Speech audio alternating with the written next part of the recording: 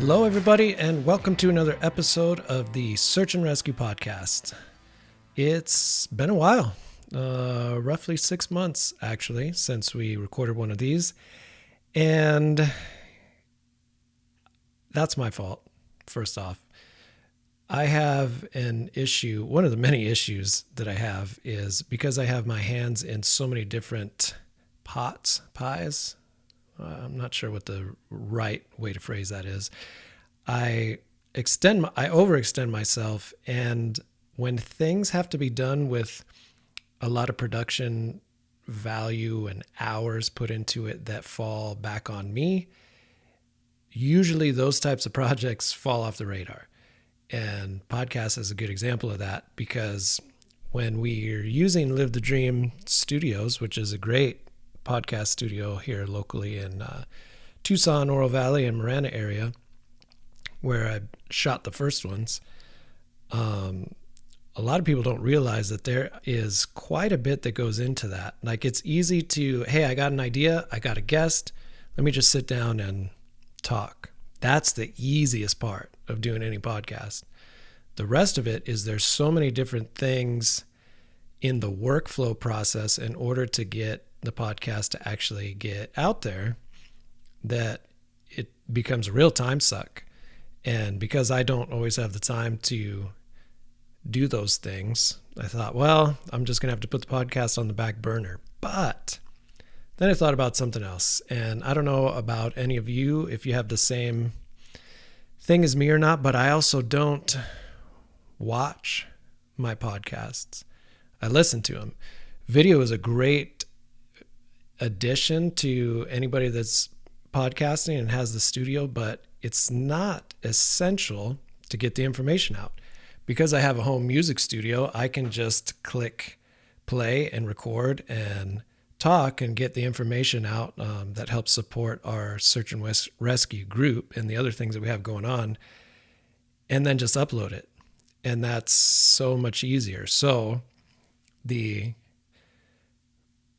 benefits that you don't get when you're not using video is you don't get that soundbite of video that you can circulate over social media and cut into reels and bring people back to listen to your podcast. And I realize that right now I just don't care that much about that, I guess.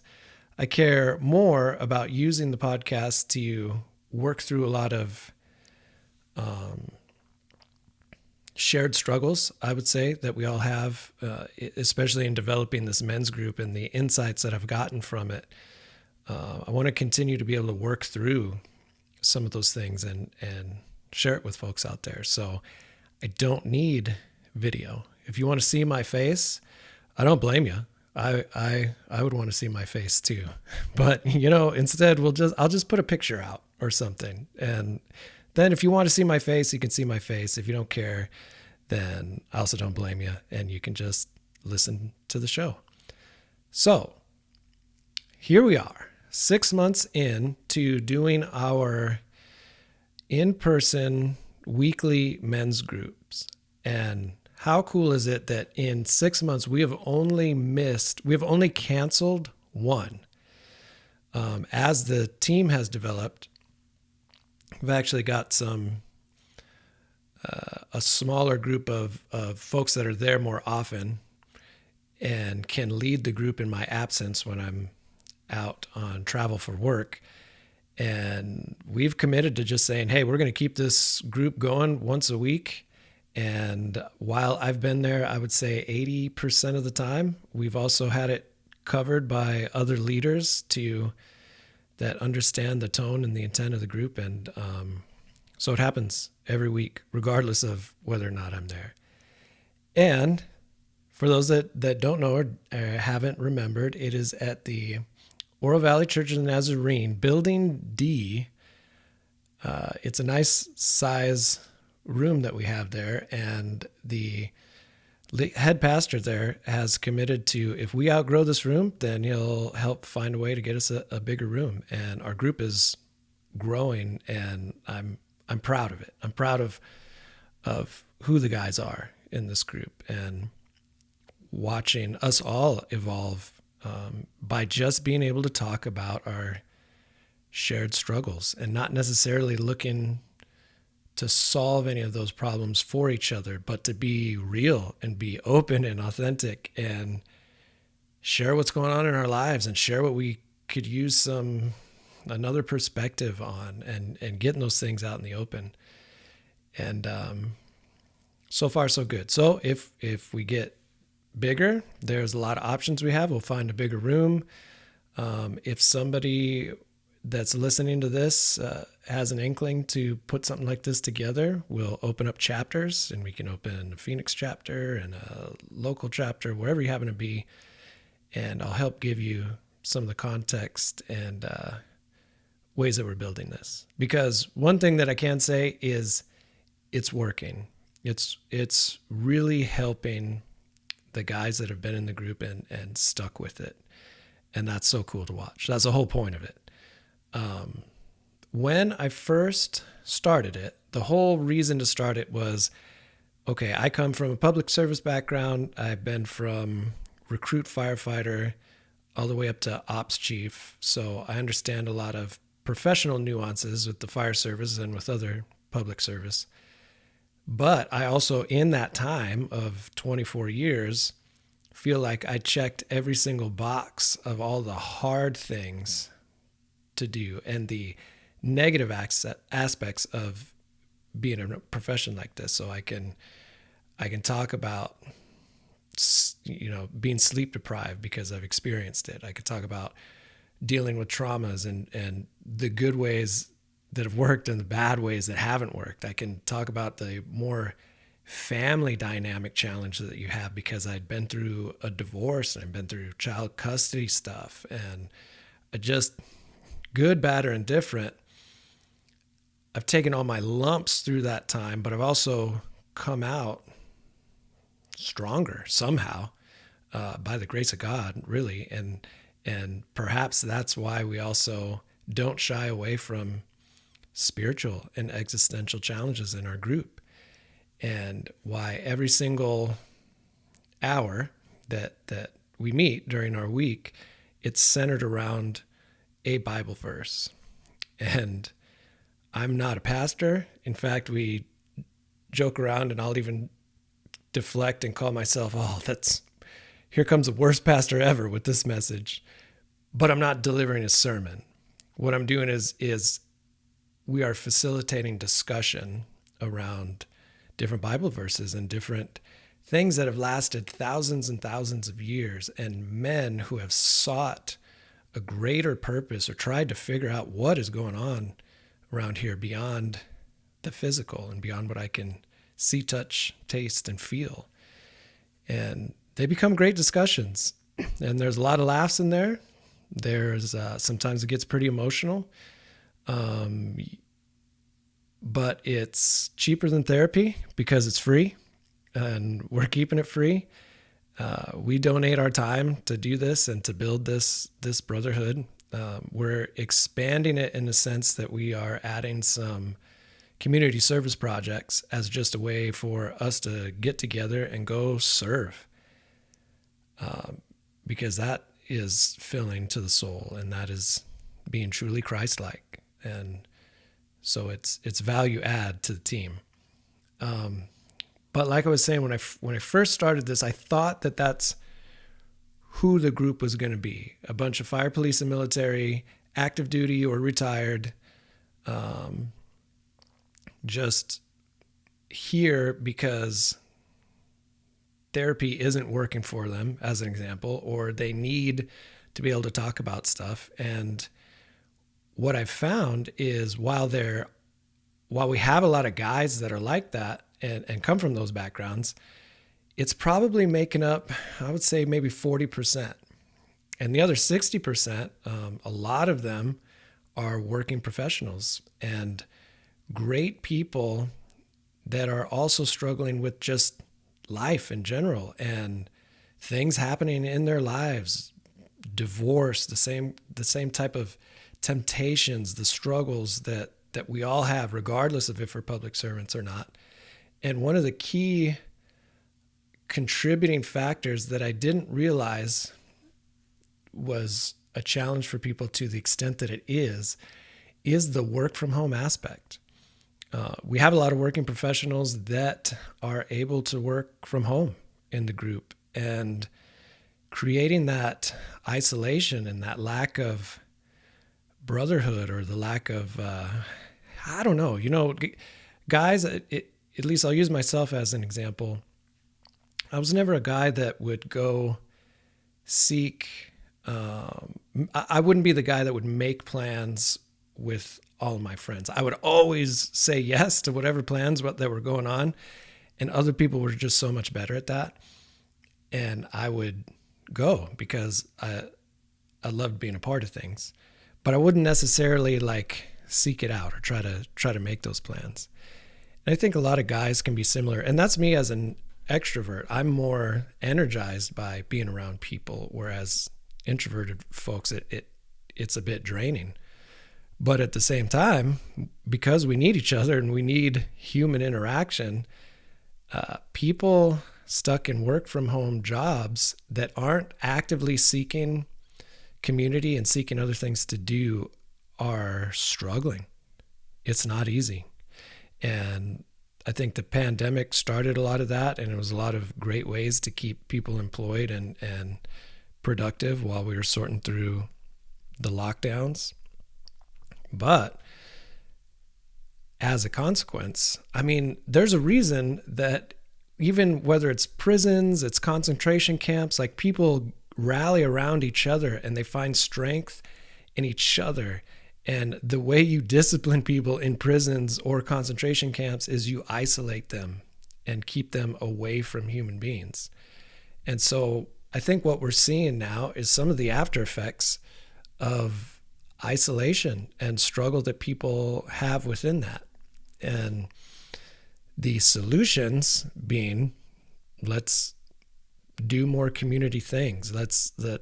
I think it's been quite a contributor to the explosion of the church that I'm a part of at Oro Valley Church of the Nazarene. Is it's grown quite a bit. And I think one of the reasons is people need each other. People need a place to go. They need a place to belong, to work together, to seek their purpose.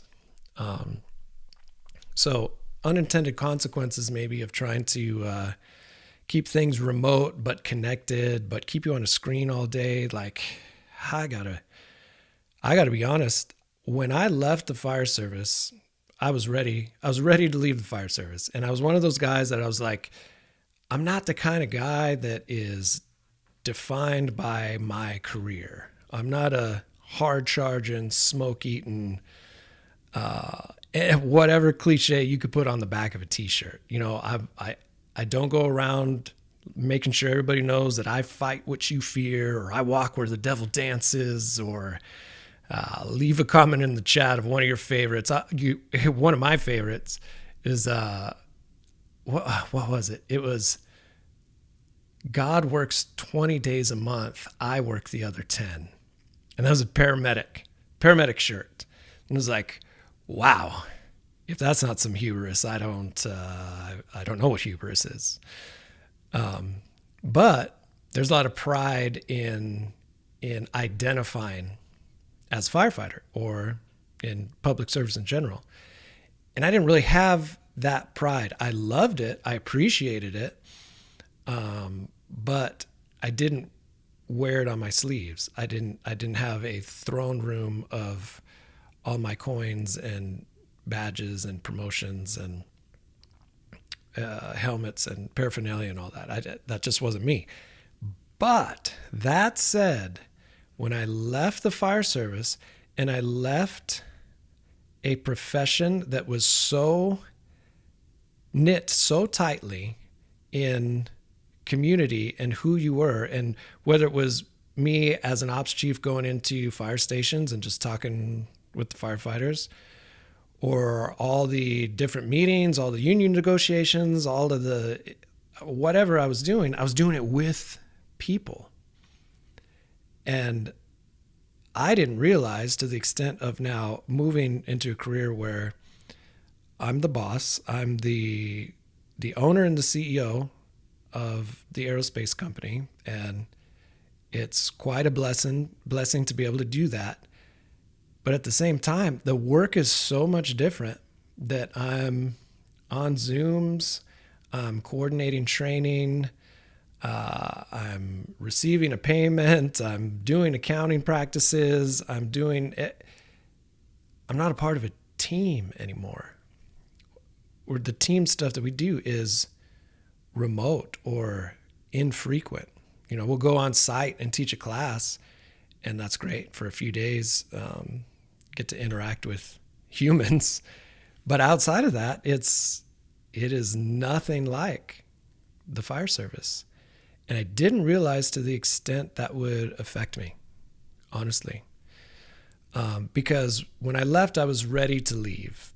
Mentally, I was just done. I was so tired of what I felt were pointless admin meetings. And, I think when people leave their career, a lot of times they're just ready. They're burnt out. They need something different.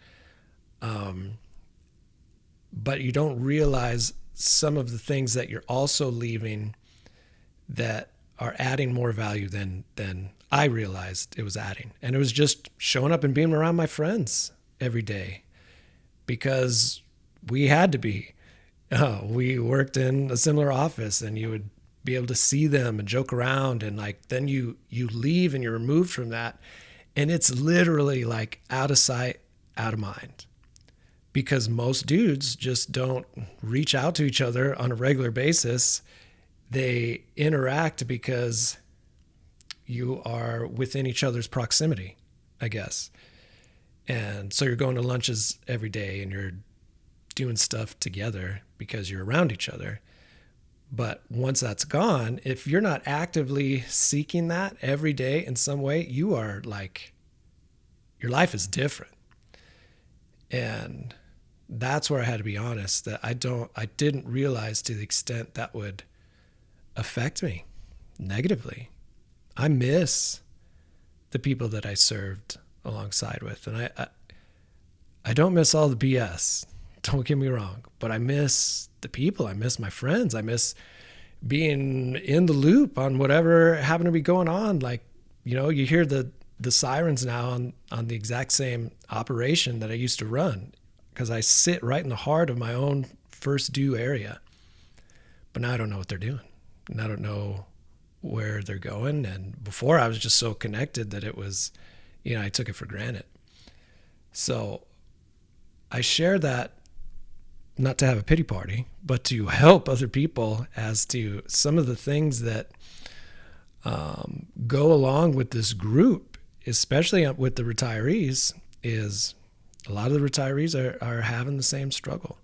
The ones that we have in the group, it's like, yeah, even if you don't identify hardcore as a military hero or a cop, you're not around all of your people anymore. And that's what is harder than I would say than just the general identification. So I wanted to share that insight because the solution partly is what we're doing with search and rescue, having a regular place for guys to meet up with each other and break up the monotony of the everyday retirement, if that's what you need. And some people have needed that from my group, including me. I think it's probably pretty obvious that, let's see, we're 25, 26 weeks into it, and we've only canceled one. And I've been, running it for about 80% of it. And it's not a drain at all. I love it. I love doing it. I love seeing the guys every week and just talking, hearing the successes and the failures that are happening in their lives, being there to support each other. And it's pretty awesome. And what I want to reemphasize is, yes, it is first responder friendly because I get it. And other people in the group will get it and get some of the struggles that maybe other people wouldn't. But it's not exclusive. And in fact, we gather a lot of insight from each other, and how different life is from each other, and what we can learn by just sharing in the struggle. So thought that was pretty cool. What else did I want to hit on this? So one of the things I've also tried to adapt to this group is I'm going to actually pause this because my dog is losing his freaking mind. Hold on. And I'm back. There's another benefit or detractor, I suppose, not being in a studio shooting live is, I guess I wouldn't have my dog in the studio, but at the same time, if anybody has dogs, you know that the neighbor is his worst enemy. I believe the 86-year-old woman across the street is a threat to his very existence, and he realizes it every time for the first time whenever she pulls up. And so thank goodness that I have him to protect us and to protect himself. And now I'm back on. And I don't even know where I was. I guess it doesn't matter. Anyway. Yes. Now I remember where I was. Okay. One of the things that I did want to build with this group, and especially if we're going to make larger, let's say, chapters or different leadership strategies that can be used for other people throughout the country, is wanted to have kind of 3 phases of intent of what we're trying to do. And so if you're ever on the YouTube channel looking for the podcast or some of the stuff on there, we have it listed on that. And basically, I see search and rescue as a way to do 3 things for us, and we kind of center around this whole thing. And the first thing is sort yourself out, because we can't be good for many other people if we're a complete hot mess. And that doesn't mean that we have to perfect it before we can do anything, but the intent, if you're new to the group, is come on in and use each other to help kind of just sort yourself out. The next phase is to start to figure out and lock in your purpose. As guys, we need a job, just like my stupid terrier needs a job out there barking at the neighbor. It gives him a sense of purpose. People with a lack of sense of purpose end up going into all sorts of other demonstrations, causes. They can be led by any political issue of the day, and they become the champion of it because they need some sort of purpose. And that's a piece of our search and rescue leadership, is let's start to lock in what your purpose is. Now that as we're sorting ourselves out, it's like, what do you want to do with this? If you were better, if you were mentally better, if you were at the top of your game, what would you do? And what I think it ultimately leads to is, as we're sorting out our purpose, you're leading your mission for other people. Because I want to help develop leaders in this group. We don't need more sheep in society. We need sheepdogs. And I know that's an old cliche, but what we're trying to create in our groups are sheepdogs. Because think about, if you have, I don't want to just be like the leader and in charge of this and have a bunch of sheep that follow me and are just mindless servants, and I'm the guru and everything sinks or swims based on what I say. I'm not that kind of dude. I want to create a community. I want to create leaders. I want to create people that can go forth and live their best lives and transform their own lives and their families and their kids, and break the cycles of addictions and other things that they may have struggled with, and lead their mission. And what I'm guessing is whatever your mission is, whatever it is that you happen to be good at or passionate about, is going to end up serving and helping a lot of people. Because if you are able to sort yourself out, work through the tools that you need to discover your purpose, and what you find from those two things is, oh, what I realize is I need to get mine. I need to be as rich as possible and die with millions of dollars. Chances are you're going to flame out in this group because it's about you and your needs.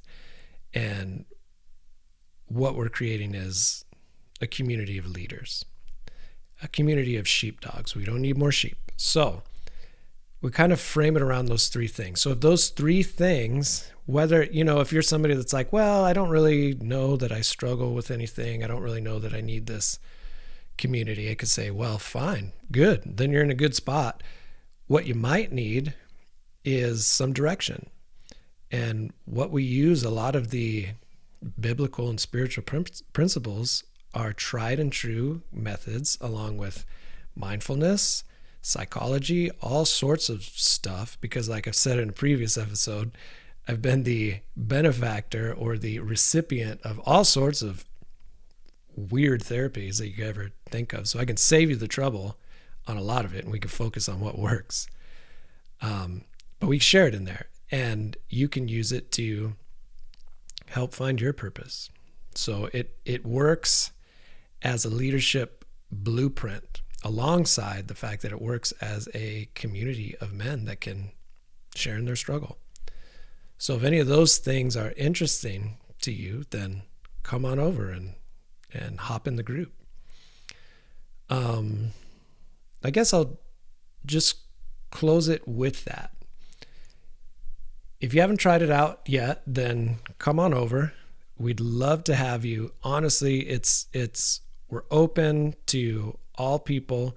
A lot of the things that all people, I say as guys, because right now it's just a guys group, because dudes act differently when women are around, and they act differently in different ways. And I don't feel, for most guys, that you can be as transparent and as honest as you need to be to sort yourself out if you've got women around that you're trying to impress, or we're gonna find great female leaders that can lead a women's group, and maybe it'll evolve over time, but for right now it's just dudes. So if you're a dude that needs a little community, that wants to help figure out some direction for their life, that has something to add value to the group, come on in. Like I said, it's cheaper than therapy, and we actually get it, and we can help each other. If you don't like it, no harm, no foul. But chances are, I think you're going to love it. And thank you for listening. Now that I can pause it at any time and discipline my animal, and I don't need to worry about video and cutting reels and all sorts of things, I can just hit play and add to these episodes. So stay tuned, because we're going to have a lot more frequently. Stay safe. Talk to you soon.